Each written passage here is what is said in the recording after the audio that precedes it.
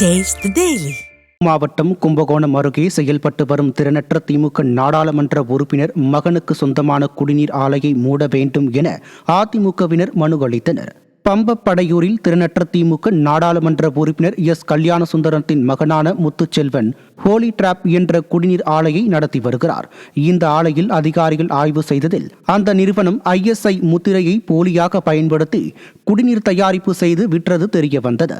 எனவே இந்த ஆலையை மூட வேண்டும் எனவும் உணவு பாதுகாப்பு துறையினர் ஆய்வு செய்ய வேண்டும் என வலியுறுத்தி கும்பகோணம் உதவி ஆட்சியர் அலுவலகத்தில் அதிமுக தஞ்சை கிழக்கு மாவட்ட செயலாளர் RK பாரதி மோகன் தலைமையில் கழக நிர்வாகிகள் மனு அளித்தனர். அப்போது அதிமுக முன்னாள் சட்டமன்ற உறுப்பினர் ராமநாதன், மாநில கொள்கை பரப்பு துணை செயலாளர் PS சேகர் உள்ளிட்ட கழக நிர்வாகிகள் உடன் இருந்தனர்.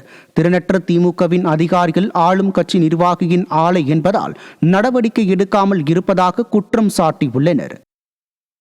போலியான முத்திரை பதிக்கப்பட்டு ஹோலி டிராப் என்ற குடிநீர் நிறுவனத்தை நடத்தி வருகிறார். அந்த நிறுவனத்தில் கிட்டத்தட்ட பிரெயின் அக்வா, ஆக்டிவ் அக்வா, வின்வே என பல்வேறு பிராண்டு பதிப்பு உள்ளதை பெயர்களில் நடத்தி வருகிறார். இதை தெரிந்த அரசு அதிகாரிகள் நடவடிக்கை எடுத்தும் அந்த ஆலைக்கு இன்னை வரையும் எந்த நடவடிக்கை உடனடியாக எடுத்து அந்த ஆலையை இழுத்து மூட வேண்டும். அதனுடைய நிர்வாகத்தில் ஆளுங்கட்சியினுடைய அதிகார துருப்பிரவேசத்தினால் அதிகாரிகள் அதற்கான நடவடிக்கை இன்னும் எடுக்கவில்லை. அதை உடனடியாக நடவடிக்கை எடுத்து அதற்கு தான் இன்றைக்கு ஆடியோட்டை கொடுத்துருக்கோம்.